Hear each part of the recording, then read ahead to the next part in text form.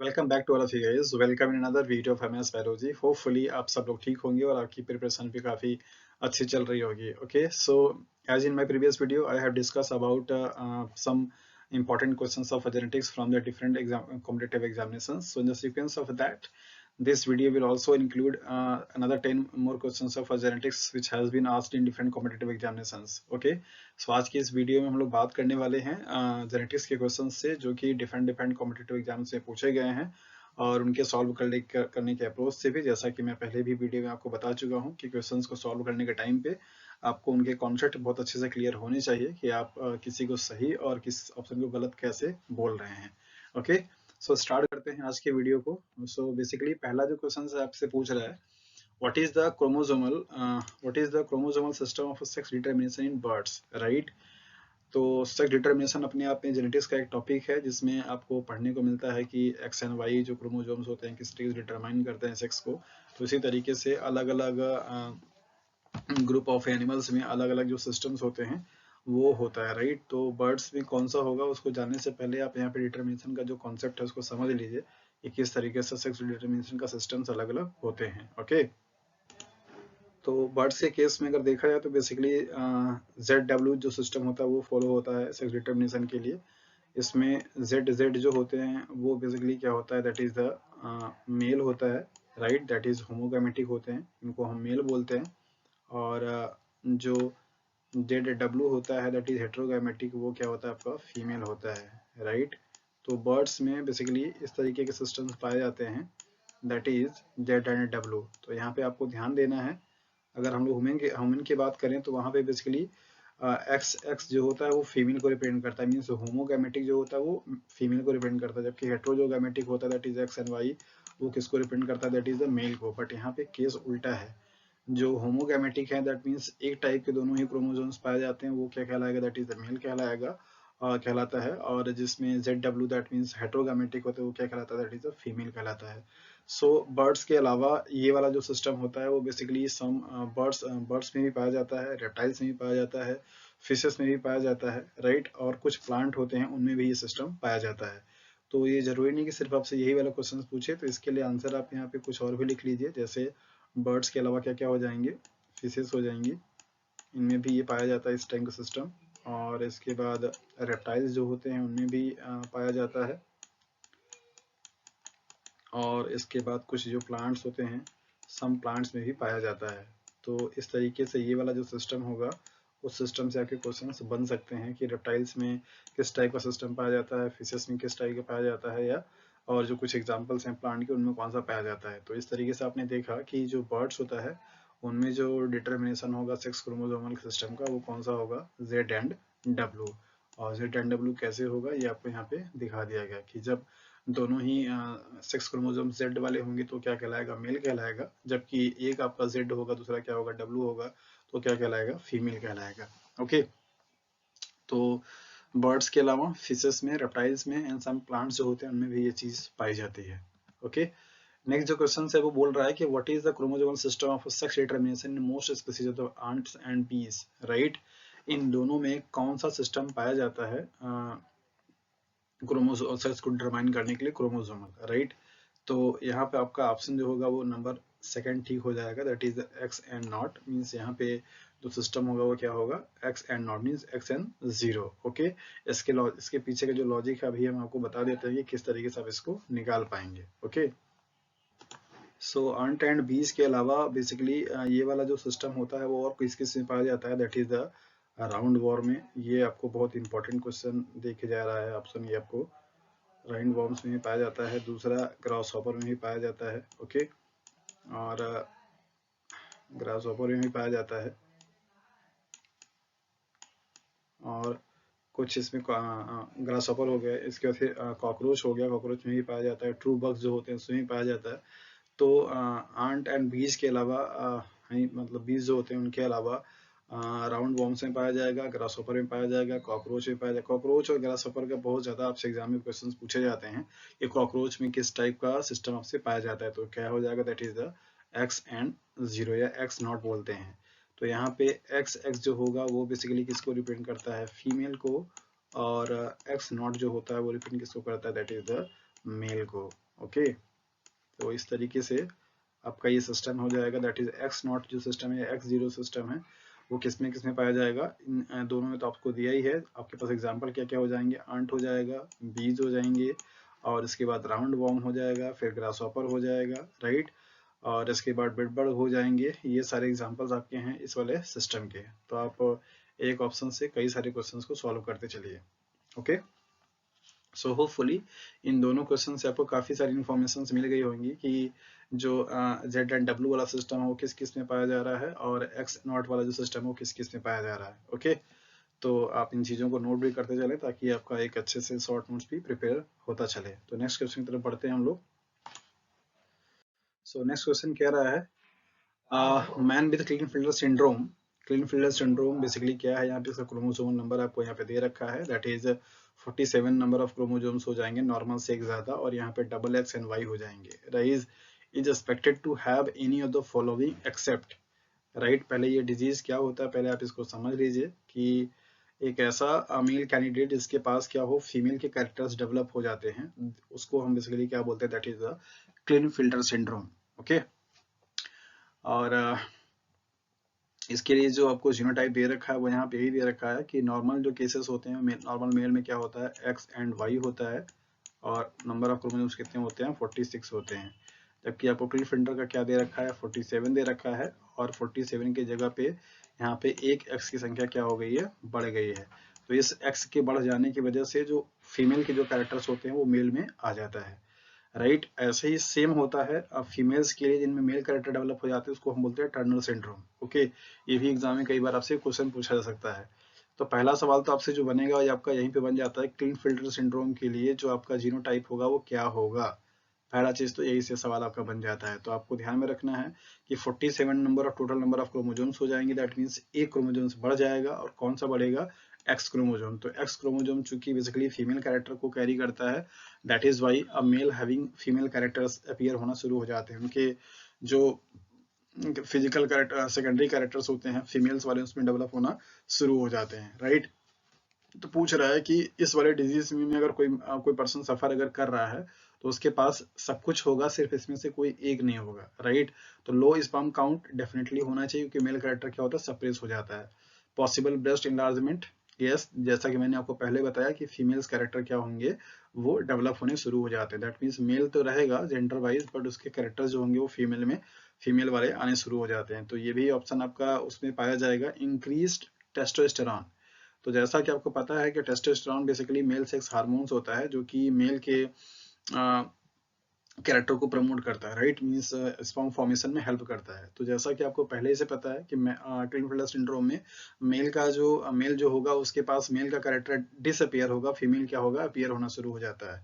Okay, तो ये वाला जो ऑप्शन होगा वो उसके पास नहीं होगा, तो आपका आंसर ये क्या होगा, सही हो जाएगा। बाकी फीमेल बॉडी कैरेक्टरिस्टिक्स ये आपका सही, मतलब ये पाया ही जाता है, लॉन्ग लिम्स ये भी आपके हो ही जाएंगे। तो सिर्फ ये वाला जो होगा वो ऑप्शन आपका क्या है, सही है, कि ये वाले फीचर्स जो पर्सन इस सिंड्रोम से सफर कर रहा होगा मेल, उसके पास ये वाला कैरेक्टर नहीं होगा, दैट मीन्स उसकी बॉडी में टेस्टोस्टेरोन ज्यादा नहीं बनेगा। ओके, तो आपने यहाँ पे देखा कि क्लिफ्टन सिंड्रोम क्या है, आपने ये जाना कि पहले तो एक जेनेटिकल डिसऑर्डर है जहाँ पे बेसिकली अभी आज जब आप पढ़ेंगे क्रोमोसोमल वेरिएशन, आपको वीडियोस में पढ़ाएंगे कि ट्राइसोमो, मोनोसोमी, नलीसोमी, राइट, ये सब क्या होते हैं, तो उसका एक टाइप में आता है। तो यहाँ पे आप जैसा कि देख रहे हैं कि डबल एक्स एंड वाई हो जा रहा है, दैट इज वाई यहाँ पे क्रोमोसोम का नंबर 47 हो जा रहा है। तो एक सवाल आपका यही से बन जाता है। ओके, और बाकी ये फीचर्स आपको दे रखे हैं।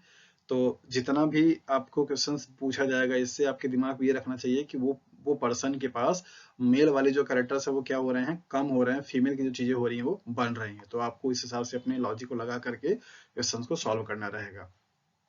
ओके, नेक्स्ट जो क्वेश्चन आपसे पूछ रहा है कि males are more often affected by sex linked traits than female because, मतलब क्वेश्चन हमसे ये पूछ रहा है कि मेल जो इंडिविजुअल्स होते हैं उनको जो सेक्स लिंक्ड डिसऑर्डर्स होते हैं वो ज्यादा सफर करते हैं as compare to the female के। तो आपको प्रीवियस वीडियो में जैसा कि पहले ही मैंने बताया था कि मोस्ट ऑफ द केसेस में जो सेक्स लिंक्ड डिसऑर्डर होते हैं वो एक्स लिंक्ड होते हैं, और वो भी कैसे होते हैं, रिसेसिव होते हैं, right.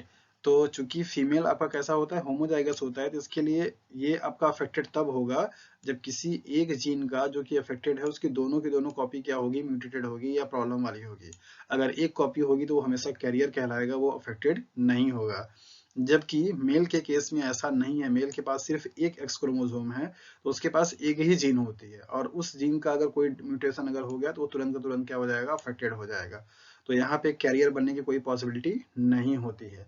That is Y basically आप कह सकते हैं कि मेल जो होते हैं वो सेक्स लिंक्ड जो डिसऑर्डर्स होते हैं उनसे ज्यादा अफेक्टेड होते हैं as compare to the female के। तो उसके पीछे का लॉजिक जो है यहाँ पे मैंने आपको समझा दिया। तो इस चीज को आप देख करके ऑप्शन पढ़ लीजिए, males are hemizygous for the X chromosomes. Definitely ये वाला जो कंडीशन होता है उसे क्या बोलते हैं, हेमीजाइगस, और ये क्या है आपका, होमोजाइगस। यहाँ पे दो हैं, यहाँ पे हेमी मीन्स हाफ। तो पहला ही ऑप्शन आपका क्या होगा, ठीक हो जाएगा, आपको बाकी ज्यादा पे ध्यान देने की जरूरत नहीं है। ओके, वैसे आप अगर पूरा ऑप्शन पढ़ लेंगे तो ज्यादा सही रहेगा, और अप्रोच भी आपका वही रहना चाहिए कि पूरे ऑप्शंस को हम पढ़ करके देखें। ओके, तो होपफुली कि आपको ये क्वेश्चंस का जो आंसर है उसके पीछे का जो कॉन्सेप्ट है वो समझ में आ गया होगा। नेक्स्ट क्वेश्चन की तरफ बढ़ते हैं। S R Y is best described in which of the following. पहले तो ये होता क्या है इसको आप समझ लीजिए।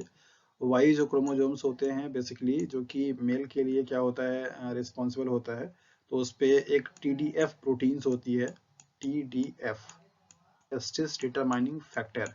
ये जो फैक्टर होती है वो बेसिकली SRY जो जीन होता है उसके द्वारा क्या किया जाता है, कोड किया जाता है। मींस अगर किसी चाइल्ड में ये वाली जीन्स जो होगी वो प्रेजेंट होगी वाई क्रोमोसोम पे, तो जो गोनैड्स होता है उसका डिफरेंशिएशन बेसिकली किस में होगा, दैट इज द टेस्टिस में हो जाएगा। और अगर ये वाली जो जीन्स होगी प्रेजेंट नहीं होगी या ये वाले फैक्टर अगर नहीं होंगे तो गोनैड्स किस में हो जाएगा, दैट इज द ओवरी में, राइट।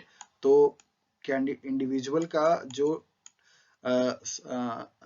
लिंक्ड होता है, सेक्स जो सेक्स होता है वो डिसाइड कौन करेगा, that is the Y chromosome. जैसा कि आपको पहले ही बता चुका हूँ, सेक्स डिटरमिनेशन में एक्स क्रोमोसोम का कोई रोल प्ले नहीं होता है।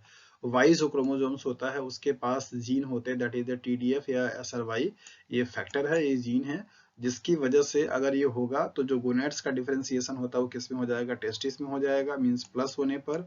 और अगर नहीं होगा तो ऑटोमेटिकली किस में हो जाएगा, दैट इज ओवरी में। दैट मींस ये चाइल्ड कैसा होगा, गर्ल हो जाएगा, और ये कैसा होगा, दैट इज द बॉयज हो जाएगा। तो आपसे यही पूछा जा रहा है कि क्या डिस्क्राइब इसको करता है, a gene region present on the Y chromosome that trigger the male development. पहला ही ऑप्शन आपको जो मैंने बताया वो आपको यहाँ पे समझ में आना चाहिए। A gene present on the x chromosome, तो पहले ही आपका गलत हो जाएगा, ये गलत ऑप्शन है। एन ऑटोसोमल जीन, ये भी आपका गलत है क्योंकि XX क्रोमोसोम्स का जीन है। एन ऑटोसोमल जीन, ये भी आपका क्या होगा, गलत हो जाएगा। And require for the development and male and female lacking gene do not survive past, ये आपका मेल और फीमेल दोनों आ गया, तो यहाँ पे इसलिए क्या होगा, गलत हो जाएगा। तो एक जीन का रीजन है जो कि प्रेजेंट कहाँ पे होता है, वाई क्रोमोसोम पे, और जो ट्रिगर करता है किसको, that is the male development को, मींस टेस्टिस को। तो इसलिए आपका ऑप्शन नंबर फर्स्ट क्या होगा, सही हो जाएगा। तो SRY क्या है, आपका एक जीन है जो कि वाई क्रोमोसोम पे पाया जाता है। इसके द्वारा कोड करके जो बनने वाली प्रोटीन होती है TDF बनती है, इसको हम टेस्टिस डिटरमाइनिंग फैक्टर बोलते हैं। और ये टेस्टिस डिटरमाइनिंग फैक्टर जो होता है वो गोनैड्स पे जाकर के एक्ट करता है, सिग्नल देता है, तब जाकर इसका डिफरेंशिएशन किस में होगा, दैट इज द टेस्टिस में होगा। अगर ये फैक्टर एब्सेंट रहेगा तो गोनैड्स जो होगा वो ऑटोमेटिकली ओवरी में क्या होगा, डेवलप हो जाएगा। ओके, सो नेक्स्ट क्वेश्चन क्या कह रहा है, नेक्स्ट क्वेश्चन आपसे बोल रहा है कि बार बॉडी के बारे में पूछ रहा है। पहले इसको हम रफ कर देते हैं ताकि आपको क्वेश्चन सही से रीड आउट हो जाए। ओके, तो क्वेश्चन आपसे बोल रहा है, a Barr body is normally found in the nucleus of each kind of human cells. तो सबसे पहले तो आप यहाँ पे जान लीजिए कि ये बार बॉडी का कॉन्सेप्ट है क्या चीज, राइट। जैसा कि हमको पता है कि फीमेल की बॉडी में 2 एक्स क्रोमोसोम्स होते हैं और मेल की बॉडी में सिर्फ एक एक्स क्रोमोसोम होता है। जो इस एक्स क्रोमोसोम पे जीन्स पाए जाते हैं वही यहाँ पे भी पाया जाएगा। तो इस हिसाब से फीमेल जो कैंडिडेट्स होते हैं उन पे एक्स कैरिंग जो जीन्स होती है उनकी संख्या क्या होती है, डबल हो जाती है, दैट मीन्स मल्टीपल हो जाता है। तो इस वजह से इस डबल या नंबर ऑफ कॉपीज जो होती है वो 2 के सेट में होता है। इनको कंपनसेट करने के लिए यहाँ पे डोजेस कंपनसेशन का प्रोसेस चलता है, जिसमें एक जो एक्स क्रोमोसोम होते हैं उसे क्या करते हैं, इनएक्टिव कर दिया जाता है। दैट मीन्स इसके जो जीन का एक्सप्रेशन होगा वो नहीं होता है या न के बराबर होता है, राइट, इनएक्टिव। तो यही जो एक एक्स क्रोमोसोम इनएक्टिव फॉर्म में होती है उसी को हम बेसिकली क्या बोलते हैं, that is the bar body बोलते हैं। तो चूंकि मेल के केस में सिर्फ एक ही एक्स क्रोमोसोम है तो यहाँ पे कोई भी बार बॉडी नहीं पाया जाएगा, जबकि यहाँ पे नॉर्मल जो फीमेल होगी that means X N X होगा, यहाँ पे दैट इज बार बॉडी क्या होगा, एक पाया जाएगा। और वैसे भी बार बॉडी को निकालने के लिए हमारे पास जो फॉर्मूला होता है that is n minus one, जहाँ पे n क्या होता है, x क्रोमोसोम की संख्या होती है, राइट। तो सपोज अगर यहाँ पे हमारे पास नॉर्मल फीमेल में क्या है, 2x है, तो यहाँ पे हम क्या रखेंगे, दैट इज 2 माइनस 1, तो निकल के कितना आ जाएगा, दैट इज 1। और अगर नॉर्मल मेल की बात करें तो हम क्या रखेंगे, 1 माइनस 1 इक्वल टू क्या हो जाएगा, 0। ओके, सो बार बॉडी निकालने के लिए हमारे पास फॉर्मूला क्या है, दैट इज n माइनस 1, और n माइनस 1 यहाँ पे n क्या है, that is the total number of X chromosome. So आपके लिए क्वेश्चन है, मैंने आपसे अभी जस्ट प्रीवियस क्वेश्चन में पढ़ाया क्लीनफील्ड सिंड्रोम के बारे में, that is XX and Y, इस वाले कंडीशंस में, मतलब इस वाले मेल में बार बॉडी का नंबर क्या होगा। तो डेफिनेटली यहाँ पे n की वैल्यू जो हो जाएगी वो क्या हो जाएगी, दैट इज 2 हो जाएगा। तो 2 माइनस 1 इज इक्वल टू क्या हो जाएगा, 1। मीन्स क्लिनफील्ड सिंड्रोम से सफर करने वाले जो मेल कैंडिडेट्स होंगे उनके भी बॉडी में एक बार बॉडी क्या होगा, वो पाया जाएगा। ओके, तो क्वेश्चन आपसे पूछ रहा है कि which kind of human sales में पाया जाएगा। तो आप यहाँ पे देखिए, unfertilised egg cells only, sperm cells only, somatic cells of females only, somatic cells of male only, both male and female only. तो मैंने आपको बताया कि कहाँ पे पाया जाता है, फीमेल के केस में, राइट। और फीमेल जो केस है दैट मीन्स उनके सेल्स में पाया जाता है, ये सेक्स क्रोमोसोम्स है। तो अनफर्टिलाइज्ड एग सेल्स यहाँ पे पाया जाएगा, तो ऑप्शन ये क्या हो जाएगा, गलत हो जाएगा, राइट। स्पर्म सेल्स में पाया नहीं जाएगा, ये भी गलत हो जाएगा। Somatic cells of female only, somatic cells of male only, ये भी गलत हो जाएगा। And both male and female somatic cells, ये भी आपका गलत हो जाएगा। तो ये वाली जो सेल्स होंगी वो क्या होंगी, ऑप्शन सही हो जाएगा। मतलब कोई भी सेल्स अगर आप आपकी सोमैटिक सेल्स का मतलब होता है ऐसे सेल्स जो आपकी बॉडी के स्ट्रक्चर के लिए क्या होते हैं, रिस्पॉन्सिबल। जैसे हमारे स्किन है, हेयर है, ये सारी जो चीजें सोमैटिक सेल्स होती हैं। सोमैटिक सेल्स बेसिकली, तो हम अपनी बॉडी का कोई भी सेल्स अगर हम निकालते हैं तो वहाँ पे नंबर ऑफ क्रोमोसोम्स क्या आता है, दैट इज द 46 आता है, राइट। जिसमें से 2 जो क्रोमोसोम्स होंगे वो सेक्स में पार्टिसिपेट करते हैं, बाकी जो होते हैं आपके वो किसमें, ऑटोसोम से रिस्पॉन्सिबल होते हैं। तो आपके बाकी सारे ऑप्शन क्या होंगे, गलत हो जाएंगे। आपका सही जो होगा वो इसके लिए क्या होगा, दैट इज सी, फीमेल की बॉडी में सिर्फ ये पाया जाता है, राइट। तो बार बॉडी क्या है और इसके पीछे का लॉजिक क्या है, ये मैंने आपको यहाँ पे बता दिया कि बेसिकली इसकी जरूरत क्यों होती है, क्योंकि ये डबल नंबर में होते हैं। तो इनके एक्सप्रेशंस को कंपनसेट करने के लिए बेसिकली एक जो एक्स क्रोमोसोम होता है उसे इनएक्टिव किया जाता है। उसी इनएक्टिव एक्स क्रोमोसोम को हम बार बॉडी के नाम से जानते हैं। और उसको निकालने के लिए फॉर्मूला मैंने आपको यहाँ पे दे दिया। ये आपसे कई बार कॉम्पिटेटिव एग्जाम में पूछा जा चुका है बार बॉडी को लेकर के। तो अगर आपको जीनोटाइप दे रखा है तो आप आसानी से निकाल सकते हैं। ओके, सो नेक्स्ट क्वेश्चन देखते हैं क्या पूछ रहा है। Which of the following statement is true. Okay, कौन सा स्टेटमेंट इससे ट्रू है, किसके बारे में, the closer two genes are on a chromosomes the lower the probability that a cross over will occur between them. Okay, तो linkage को लेकर के और क्रॉसिंग ओवर को लेकर के मैंने आपको कुछ कॉन्सेप्ट बताए थे। लिंकेज को अफेक्ट करने वाले जो फैक्टर हैं दैट इज द डिस्टेंस। तो डिस्टेंस का यहाँ पे क्या रिलेशन होगा, देखिए डिस्टेंस का। ओके, तो लिंकेज का मतलब होता है कि दो जो जीन है वो आपस में क्या हो, पास पास में जुड़ी हुई हो, उनमें कोई क्रॉसिंग ओवर ना हो। जितना ज्यादा जीन आपस में पास पास में होंगी उतना ज्यादा उनमें लिंकेज की पॉसिबिलिटी ज्यादा होगी। जैसे ये दोनों जो जीन्स है वो पास पास में है तो यहाँ पे लिंकेज क्या होगा, ज्यादा होगा। ये दोनों थोड़े से डिस्टेंस पे है तो इनमें लिंकेज क्या होगा, कम होगा। दैट मीन्स डिस्टेंस जितना कम होगा लिंकेज उतना क्या होगा, ज्यादा होगा। तो लिंकेज का जो रिलेशन है डिस्टेंस से वो कैसा हो जाएगा, that is the 1 by distance. Means distance घटेगा तो लिंकेज क्या होगा, बढ़ेगा। क्रॉसिंग ओवर होने के लिए जस्ट इसका रिवर्स है। क्रॉसिंग ओवर के लिए इसका जस्ट क्या है, रिवर्स है। क्रॉसिंग ओवर का बेसिकली मतलब ये होता है कि जो जीन लिंक्ड नहीं होती है उनमें क्या होता है, क्रॉसिंग ओवर होता है। जैसे सपोज अगर आपका कोई ये डीएनए है और अगर इस पे हम यहाँ पे क्रोमोसोम्स जीन दिखाएं तो जो जीन्स बेसिकली दूर दूर पे प्रेजेंट होंगी उनमें क्रॉस ओवर होने की पॉसिबिलिटी क्या होगा, ज्यादा होगा। सपोज अगर ये ए जीन है, ये आपका बी जीन है, ये आपका सी जीन है, ये आपका डी जीन है, तो लिंकेज सबसे ज्यादा होने के चांसेस किस में है, ए और बी में, जबकि क्रॉसिंग ओवर होने के चांसेस किस में है, that is A and D में। तो डिस्टेंस बढ़ेगा तो क्रॉसिंग ओवर क्या होगी, बढ़ेगी। तो पहला क्वेश्चन क्या दे रहा है, द ऑप्शन क्या दे रहा है, the closer two genes on chromosomes the lower the probability that are cross over will occur them. Exactly, जितना क्लोजर जीन्स होंगे उनमें क्रॉसिंग ओवर होने की पॉसिबिलिटी क्या होगी, वो उतना ही कम होगा, जैसा कि आप यहाँ पे देख रहे हैं। जो डिस्टेंस पे ज्यादा होगी उन पे क्रॉसिंग ओवर क्या होगा, ज्यादा होगा। जो पास पास में होंगे उनके क्रॉसिंग ओवर कम होगा, लेकिन लिंकेज क्या होगी, ज्यादा होगी। तो पहला ही आपका ऑप्शन क्या है, वो सही है। ओके, तो क्रॉसिंग ओवर और लिंकेज दोनों आपस में एक दूसरे के जस्ट अपोजिट फिनोमेना है। क्रॉसिंग ओवर का मतलब होता है एक्सचेंज ऑफ जेनेटिक मटेरियल, जबकि लिंकेज का मतलब होता है स्टेइंग टुगेदर। दैट मींस जो जीन क्रोमोसोम में प्रेजेंट हैं उन पे कोई अल्टरेशन ना हो, वो generation to generation same as it is जैसे वो थे वैसे ही पास आउट हो जाए नेक्स्ट प्रोजेनी में। ओके, सो नेक्स्ट क्वेश्चन देख लेते हैं बेसिकली क्या कह रहा है ये क्वेश्चन। इसको पहले मैं रफ कर देता हूँ।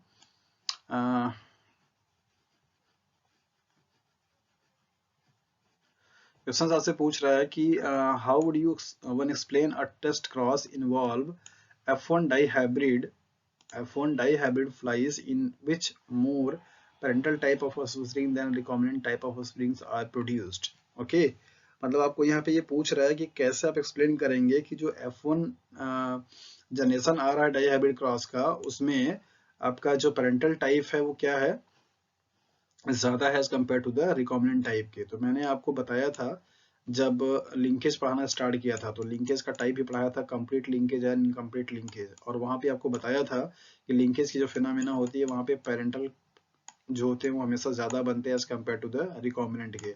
अगर आप लोगों ने लिंकेज वाली वीडियोस नहीं देखे हैं तो प्लीज आप उसको देख लीजिए, वहां से आपका कॉन्सेप्ट बहुत अच्छे से क्लियर हो जाएगा।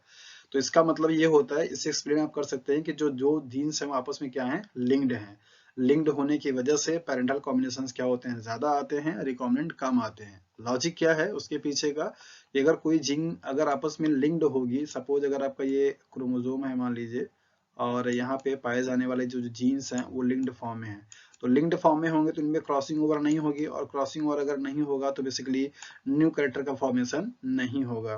तो जितना ज्यादा जीन आपका लिंक्ड होगा उतना ज्यादा पेरेंटल कैरेक्टर क्या होंगे, बनेंगे, रिकॉम्बिनेंट टाइप के नहीं बनेंगे। तो ऑप्शन नंबर आपका फर्स्ट क्या होगा, वो सही हो जाएगा। ओके, सो आज के लिए इतना ही। आज आपने देखा कि बेसिकली किस तरीके से आप अप्रोच लगाएंगे बार बॉडी के निकालने के लिए, कैसे आप अप्रोच लगाएंगे जेनेटिकल डिसऑर्डर को पकड़ने के लिए कि किस तरीके का डिसऑर्डर है, उसमें क्या क्या फिनोमेना होते हैं, राइट। तो ये सारी चीजें आपको यहाँ पे डिस्कस की गई। होपफुली कि आपके प्रिपरेशन में ये वीडियो का कुछ इम्प्रूव करेगा और आपके कॉन्सेप्ट को और अच्छे से क्लियर करेगा। और अगर आज के वीडियोस को लेकर के कोई किसी को डाउट है, कोई कुछ प्रॉब्लम है, कोई कुछ क्वेरी है, तो आप आसानी से कमेंट बॉक्स में पूछ सकते हैं, और उसे मैं कोशिश करूंगा आपकी प्रॉब्लम को सॉल्व करने के लिए। ओके, और जो लोग पीजीटी बायोटेक्नोलॉजी की तैयारी कर रहे हैं केवीएस का, वो लोग गिवन नंबर पे मैसेज कर सकते हैं, कॉल कर सकते हैं, तो उनके नंबर को ग्रुप में ऐड कर दिया जाएगा, ताकि उस ग्रुप में जो भी चीज़ें डिस्कस हो रही हैं, लाइक एज ऑनलाइन क्लासेस को लेकर के, लाइक एज जो भी डिस्कशंस हैं बुक्स को लेकर के, स्टडी मटेरियल को लेकर के, ये सारी चीज़ें आपको वहाँ पे मिलती रहेंगी, तो आप 1 to 1 लोगों से इंटरेक्ट होते रहेंगे। Okay, so thank you for watching this video.